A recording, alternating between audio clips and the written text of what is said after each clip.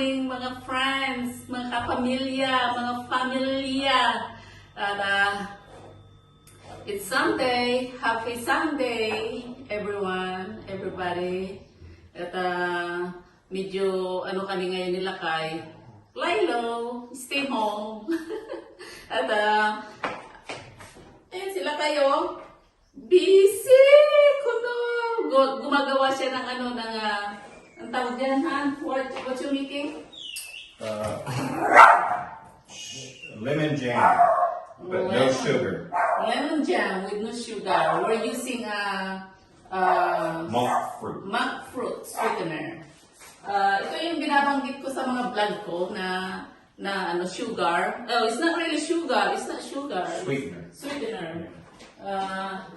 So it's good for if you have diabetes or if you just want to avoid white sugar. Yun, narinig niyo sila kayo mga kaibigan. Ito yun, oh. Hindi ko ina-advertise, Oh, ayan. Yan ang monk fruit na sinasabi ko. Yan. Monk fruit sweetener. It's very expensive. It's very pricey. But if you wanna be healthy and fit, tama yung pinagsasabi ko, pwedeng i-sacrifice, di ba? Para, kasi pag nagkasakit tayo, another sacrifice na naman yan sa buhay natin, another stress, di ba? Kaya, kailangan din natin na kumain ng mga healthy food, healthy living, ganyan. Para sa ganun, hindi tayo nagkakasakit, mga kaibigan. Ayan. At, hindi ko in-expect na si Lakay gagawa. Nakapagyamas ako, tapos yung t-shirt ko, wow, galing. Gagawa siya ng lemon jam daw, sabi nila. Kaya ang dami kasing lemon.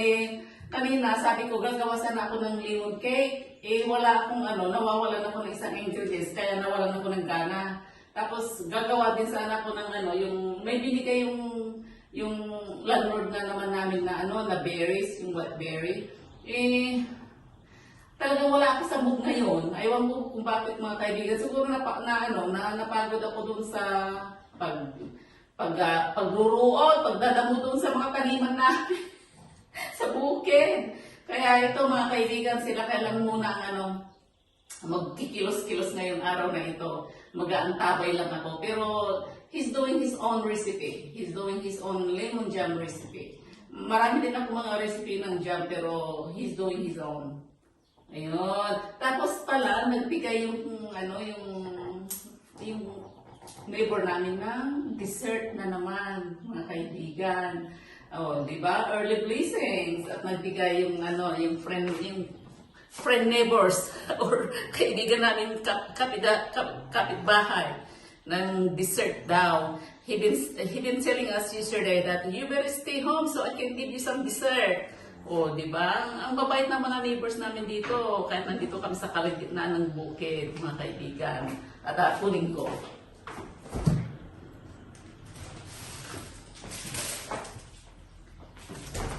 Tara! Nakabalot pa siya ng maganda. Oo.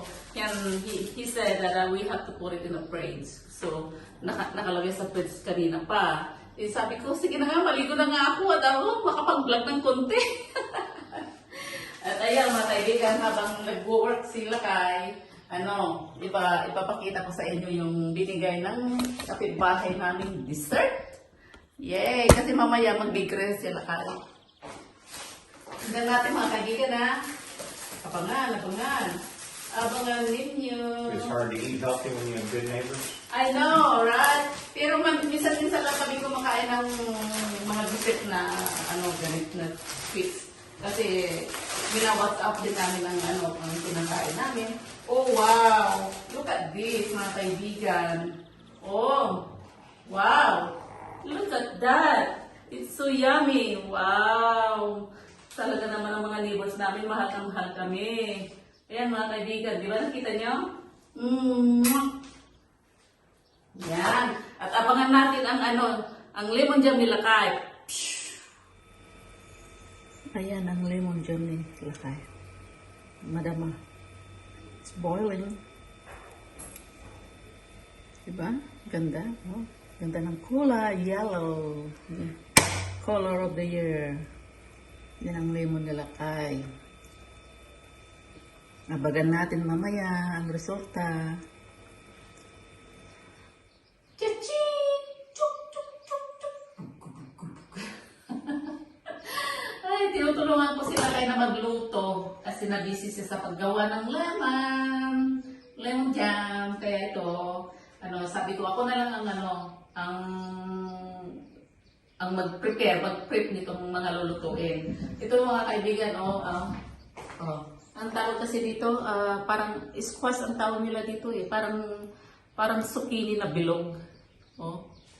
Yan. Tapos, cherry tomato. Cherry tomatoes. Tapos, panuhog na naman. Panuhog ni Marlene. Kasi nag-marinate ako ng steak. Kinat ko sa cubes. Steak. Minarinate ko sa seasoning.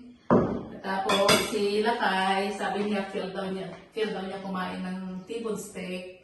Kaya ayan mga kaibigan, ng T-bone steak ni Lakay. Ayan.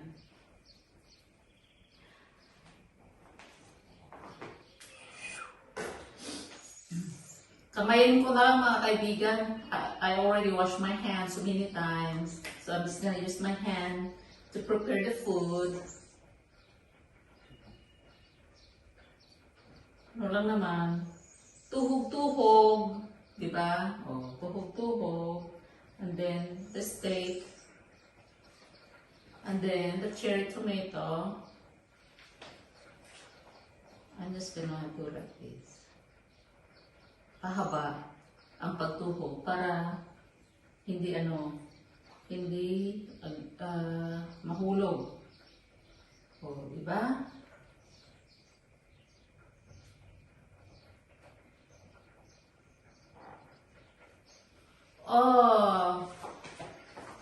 Yan mga kaibigan, may gulay na, may karne pa. Yan ito ang lulutuin ni Lakay. I-grill na naman niya mga kaibigan. It's more healthy to grill it anyway than frying it, di ba? Minsan naman, okay lang naman mag-fried chicken, di ba gano'n? Fried pork, fried fish, gano'n, fried. Pero gamitin ang magandang oil pang fry para stay healthy pa rin tayo. Kahit na kumakain tayo ng mga fry. Ay! Munti kong matusog ang aking kamay. Dirabak mga kaibigan, papakita ko sa inyo pagtapos na! Diba? Madam cooking. Here you go. Cooking. Sila kay. Taga-baliktad. Ayan. Cook na lang. For lunch. Ayan. Ganda ng view ng kung saan nagluluto sila kay. Diba? Ayun yung tinanim naming bagong tomato. Yun. Yun. No. There you go. Ang T-bone steak nila kay. Gulay. Yung karne, yan na lang natira. Pinamigay namin sa kapitbahay para ito na lang ang ulam namin nila kay. Kasi hindi naman rin namin sayang unang ubusin. Kaya nagbigay din kami ng Sunday blessings. At maaga kaninang dumating ang Sunday blessings din na binigay nila. So, nagbigay din kami. Ganon. Ayan. Mainit. Yan. Ito na naman kami sa balkon mga kaibigan. Umay kayo, halina kayo mga kaibigan. Kain na tayo. Let's eat mga friends. Let's eat friends. All over the world. All my followers and supporters. Let's eat. At aking mga pamilya. Especially my kids. Hello Arjen, Journey, Trina, Rayo. and all Spiners family back in the States.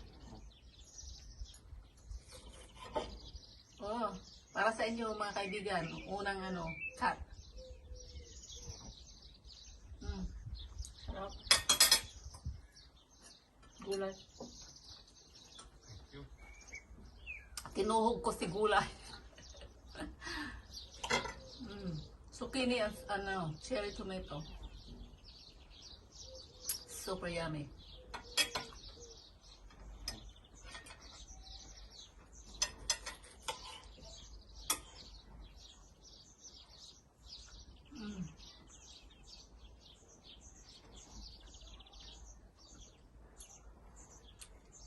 So tender. Did you show off the final jam project? Not yet.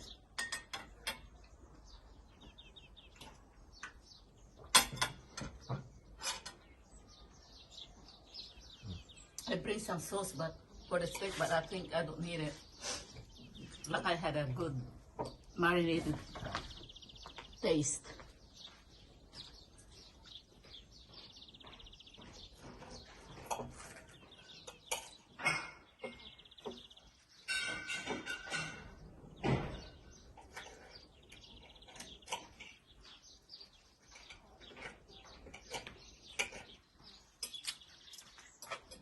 Daran! Ito na ang finished product nila kay ang kanyang lemon jam. Oh, isa lang ang ginawa niya, nagtry lang daw siya mga kaibigan kung kung worth it. Ayan oh. Oh, 'di ba? Thumbs up, thumbs up. Ang gawa nila kay.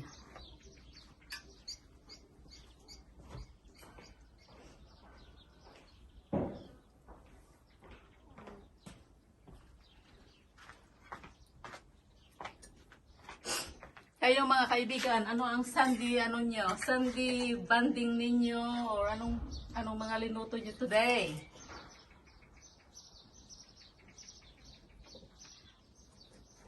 Pag namunga na yung mga gulay, gusto ko magpakbet o kaya magdinengdeng. May bagoong ako dyan na nabili. In-order ko pa online kasi wala akong makitang bagoong sa sa grocery store sa loob ng base. Mga kaibigan, nag-barbecue sila kaya nag-grill siya. Tapos may mga sinampay ako dito kaya naging na rin, naging flavor or smell barbecue. Naglaba ako mga kaibigan oh.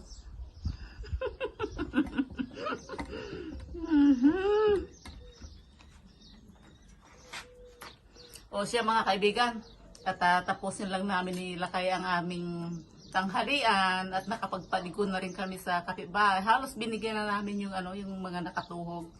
Yung ang tawag namin kasi diyan kabab yung tinuhog-tuhog na may gulay at steak. Binigyan na rin namin para sa ganun makabigay din ng blessings for Sunday blessings. Ayun, at sige mga kaibigan, hanggang sa susunod. At sana huwag kayo magsawang manood sa aking mga videos o vlog. At maraming salamat. I love you all.